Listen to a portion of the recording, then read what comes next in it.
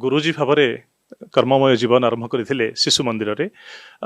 वर्तमान समय आम सर्भे करी जहाँ शिक्षा व्यवस्थार विकल चित्र देखुचु मो सरकार 5T ना रे स्कूल रे कलर दिया ही जाइए सत किंतु शिक्षार गुणात्मक मान उन्नति हैनी आम देखुचु 15 रु 18 वर्ष बयस पिला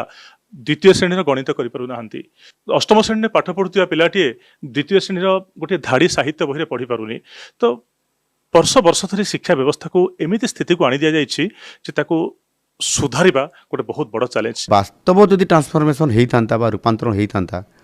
ताहले आज गोटे इतिहास होता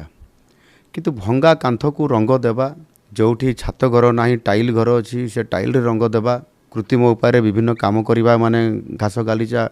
आणिक आम लॉन करवा ये जो काम करागला वास्तव की ताहा आज विकास हो पारा ना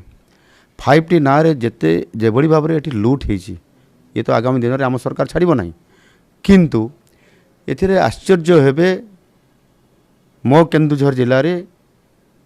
पाखापाखि 450 खंड स्कूल रूपांतरण होती एवं सेथिरे आपन गोटे गोटे स्कूल को आपंकर 2.5 कोटी टका खर्च कराई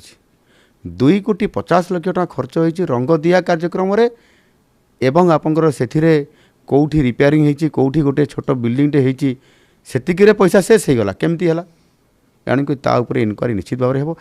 62,000 शिक्षक आज भी दिन में वैकेंसी अच्छा केवल हाईस्कल पर्यंत